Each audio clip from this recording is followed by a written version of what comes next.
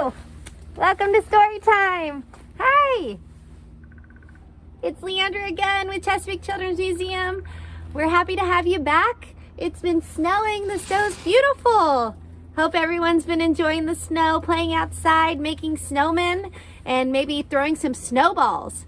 So good to see you. Hope you enjoy our story today with Mrs. Spears, and we'll talk to you later. Bye! Hello, friends, and welcome to Storytime with Mrs. Spears. In recognition of Black History Month, I thought I would choose a few stories from my library I think you'll enjoy. The first one is The Snowy Day by Israel Jack Keats. Look at the snowflakes. The snowy day. He's sliding down the hill. One winter morning, Peter woke up and looked out the window. Snow had fallen during the night, and it covered everything as far as he could see. After breakfast, he put on his snowsuit and ran outside. The snow was piled up very high along the street to make a path just for walking. That's a lot of snow. Crunch, crunch, crunch. His feet sank into the snow. He walked with his toes pointing out like this. And then he walked with his toes pointing in like that. He's making tracks in the snow. Then he dragged his feet very slowly to make more tracks. And he found something sticking out of the snow that made a new track. Oh, it was a stick. A stick that was just right for smacking a snow-covered tree. Down fell the snow, plop. Oh, right on top of Peter's head. He thought it would be fun to join the big boys in their snowfall fight, but he knew he wasn't old enough yet. Not yet. So he made a smiling snowman. And then he made some angels.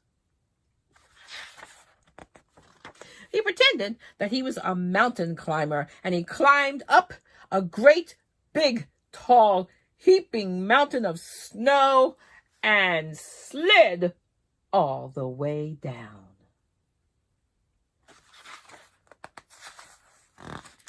He picked up a handful of snow, and then another, and still another, and he packed it round and firm, and then he put the snowball in his pocket for tomorrow. Then he went into his warm house. What do you think? Let's think about that for a moment. His house is warm, and he has a snowball. Well, let's just see what happens. He told his mother all about his adventures while she took off his wet socks. And he thought and he thought and he thought about them. He's getting very warm in the bathtub. Before he got to bed, he looked in his pocket, but his pocket was empty. The snowball wasn't there, and he felt very sad. What do you think happened to the snowball? Oh, think about it. See, there's just a little bit of wetness right there where the snowball was. I don't know. I wonder what happened. While he slept, he dreamt that the sun had melted all the snow away. But when he woke up, his dream was gone.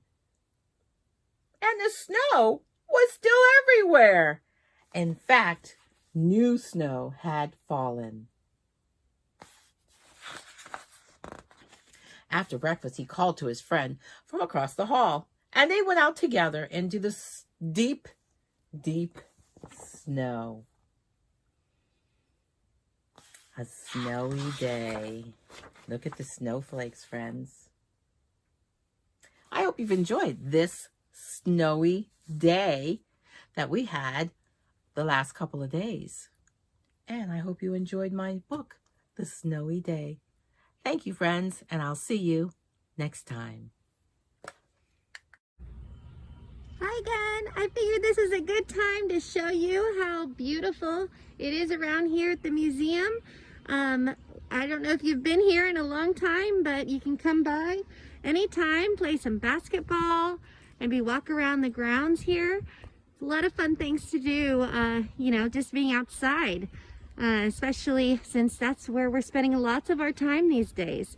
We have a little free library outside the museum here, which is really kind of nice. Take a book, leave a book. It's up to you, but it's free.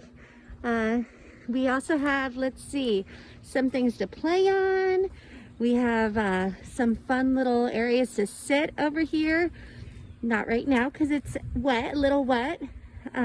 Places to walk your dog, all around here, but it's so pretty. We have these little musical flowers you can hit on and make a sound. It's kind of neat.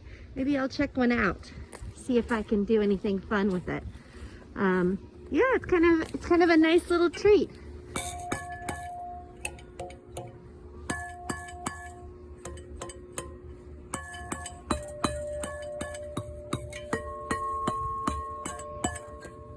Woo, that was kind of fun.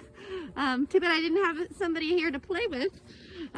So we have picnic tables for when it's, once again, not so wet around to enjoy. There's all sorts of fun trails around, and it's just so pretty around here. So come check it out sometime. It's kind of a fun place to come and see, even when we can't go inside right now. So hopefully you'll come check us out. Do you have paint? What? You don't have paint? Well, I don't either. But here's a recipe for making paint that you can paint with in the snow. Take a cup of water, a tablespoon of cornstarch,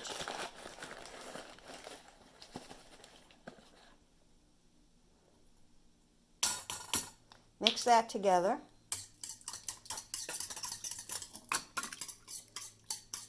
Don't want any lumps in your snow. Okay, then if you want different colors, I'll pour some in this bowl and some in this bowl. And leave some in the first bowl. Add a few drops of food coloring. The next step, you're going to get dressed and go outside. So I'll give you a chance to find your boots, your mittens, your gloves. If you can't find mittens and gloves, a couple pairs of socks on your hands always works. And if you don't have paintbrushes at home, think what you could use to brush the paint on with. Maybe you could use some kitchen utensils. Maybe you could use an old toothbrush. Maybe you could use a feather. Maybe if you have a squirt bottle, you can pour your paint into the squirt bottle and mix that up. Okay, I don't want to confuse my paints.